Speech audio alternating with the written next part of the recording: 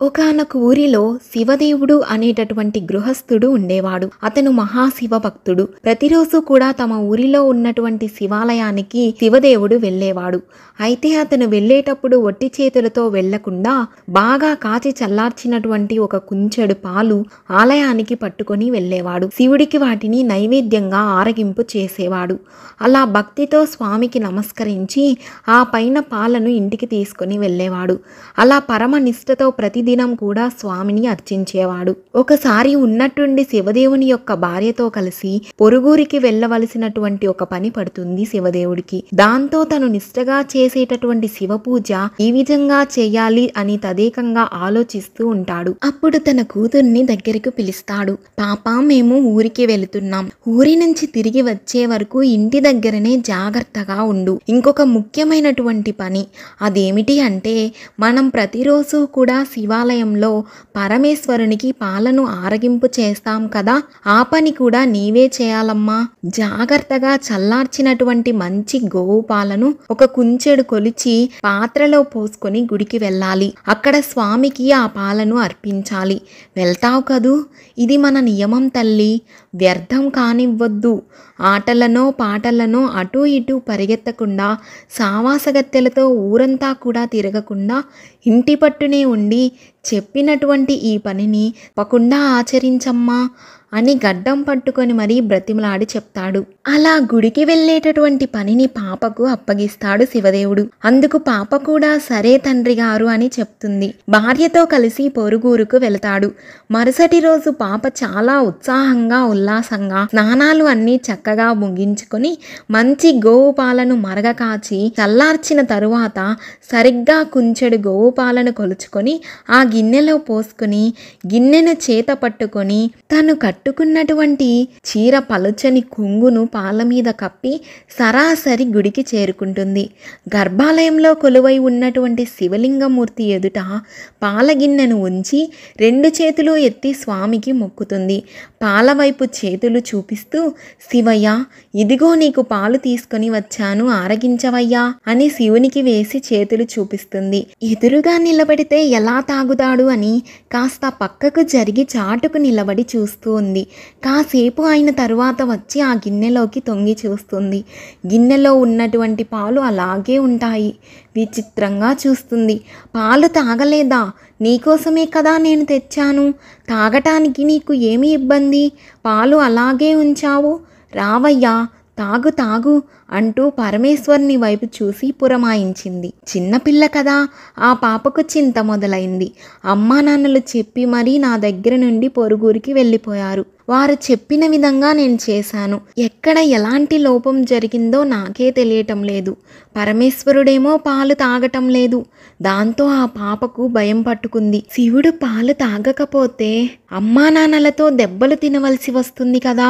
శివుడి వైపు దిగానంగా చూస్తూ, పాలెందుకు తాగటం లేదు లింగమూర్తి? నచ్చలేదా? రుచిగా లేవా?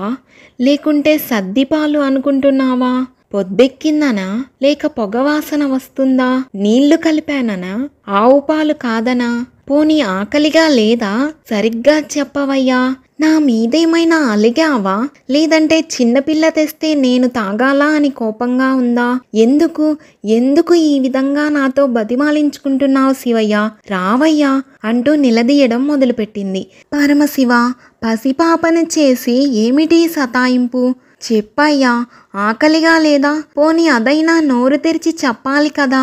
పోతే పోని ఒక్క గుటకైనా తాగితే నేను తృప్తి చెందుతాను కదా. ఆ పాప పరమశివుణ్ణి బతిమాలుతూ ఉంది. నువ్వు పాలు తాగకుంటే మా అమ్మా నాన్నలు నన్ను కొడతారు. అలా నన్ను కొట్టిస్తావా? నా మీద ప్రేమతోనైనా తాగవా? దయచేసి ఈ పాలను ఆరగించు. నిజంగా రావా? నువ్వు మనసులో ఏదో పెట్టుకొని ఈ విధంగా నన్ను సాధిస్తున్నావు కదూ. పోనీ నీకు ఈ పాలు తాగాలని అనిపించటం లేదా? ఇవి కాక ఇంకేమైనా కావాలా? అడుగు, నిమిషంలో తీసుకొని వస్తా. కానీ తాగకుండా మాత్రం నన్ను ఏడిపించొద్దు లింగమూర్తి. పోనీ పాయసం తింటావా? వీరభద్రుడి జాతరకు నేను నిన్ను పంపిస్తానుగా. మా నాయన కదూ, మా శివయ్య కదూ. రావయ్యా అంటూ అన్నం తినకుండా మారం చేసేటటువంటి వాళ్ళ తమ్ముడిని వాళ్ళ అమ్మ ఏ విధంగా అయితే బుజ్జగిస్తుందో అలా గుర్తు చేసుకుంటూ బ్రతిమలాడుతూ ఉంది. ఎంతసేపటికి కూడా అది మాత్రం జరగకపోవడం వలన పాప ఏడుస్తూ కూర్చుంది. ఆ పరమేశ్వరుడు పాప యొక్క అమాయకత్వానికి నవ్వుకున్నాడు.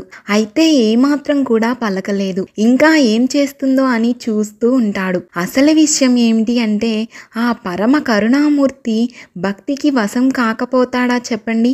అయినప్పటికీ కూడా పరీక్షిస్తూ ఉంటాడు. ఇక పాప కింద పడి అల్లరి చేస్తూ గిలగిలా కొట్టుకుంటూ ఉంటుంది. ఆ శివుడు పాలు తాగమంటే బెల్లం కొట్టినటువంటి రాయిలాగా ఉన్నాడు. నాన్నగారు వస్తేనేమో నన్ను కోప్పడతారు అని ఏడవడం ప్రారంభిస్తుంది. స్వామి వైపు చూస్తూ మా వాళ్ళు నన్ను చంపేస్తారు, నువ్వు ఈ పాలు తాగటం లేదు, నేనేదో పొరపాటు చేశానని మా వాళ్ళు నన్ను కొడతారు, నాన్నగారు పదే పదే చెప్పినటువంటి ఈ పనిలో ఆటంకం ఎదురైందని తెలిస్తే ఆయన చేతిలో చావటం ఖాయం, అంతకంటే ముందే ఇక్కడే నీ ముందే చావటం మేలు అని తలను శివలింగానికేసి బాదుకుంటూ ఉంటుంది. సర్వేశ్వరుడు ఒక్క క్షణం కూడా ఆగకుండా చిద్విలాసంగా నిలబడతాడు.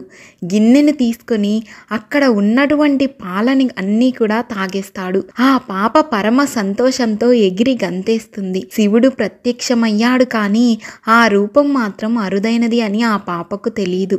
ఆయన దేవుడని పిలిస్తే పలుకుతాడు అని, పెట్టినవన్నీ కూడా తింటాడు అని, మన మాట వింటాడు అంటూ ఆనందించింది. ఇక ఆ పాప తండ్రి అయినటువంటి శివదేవుడికి వెళ్ళినటువంటి పని అనుకోకుండా అక్కడ జరగకపోవటం వలన 4-5 రోజులు అక్కడే ఉండవలసి వచ్చింది. ఆ పాప రోజు కూడా తానే పాలు తేవటం, పరమేశ్వరునికి నివేదించటం అది శివునికి బాగా నచ్చింది. అలా ప్రతిరోజు కూడా పాలు తేవడం, శివుడు తాగటం జరిగిపోతున్నాయి. ఒకరోజు ఊరు వెళ్ళినటువంటి తల్లిదండ్రులు తిరిగి వస్తున్నారు. ఆ సమయంలో పాప శివుడికి ఆరగింపు పెట్టి ఇంటికి వెళుతూ ఉంటుంది. అమ్మా నాన్నను చూసి ఎగిరి గంతేస్తుంది. అందులో శివదేవుడు పాప చేతిలో ఉన్నటువంటి పాల గిన్నెను చూస్తాడు. పాత్రలో పాలు లేవు. ఎక్కడికి వెళుతున్నావు అని సందేహంగా అడుగుతాడు. అప్పుడు శివుడు పాలు తాగినటువంటి వ్యవహారం అంతా కూడా చెబుతుంది. ఇక శివదేవుడు పాప మాటలు అస్సలు ఏమాత్రం కూడా నమ్మడు. శివుడు పాలు తాగటం ఏమిటి? నువ్వేదో అబద్ధం చెప్తున్నావు, నిజం చెప్పు, ఆ పాలు నువ్వే తాగేశావా? శివుడి పేరు చెప్పి నువ్వే తాగేశావా? నిజం చెప్పు అని అడుగుతాడు. అసలు నేను శివుడికి చేసేటటువంటి వ్రతాన్ని నేలపాలు చేశావు అంటూ ఆగ్రహంతో కూతుర్ని అనరాని మాటలన్నీ కూడా అంటాడు. పాప ఎంత చెప్పినా కూడా ఆ పాప మాటలు నమ్మనటువంటి శివదేవుడు మరునాడు పాప వెంట పరమేశ్వరుని మందిరానికి వెళతాడు. ప్రతిరోజులాగే పాప లింగమూర్తి ఆరగించవయ్యా అని పిలుస్తుంది. అప్పుడు స్వామి మాత్రం పలుకలేదు. అప్పుడు శివదేవుడికి పట్టరానంత కోపం వచ్చింది.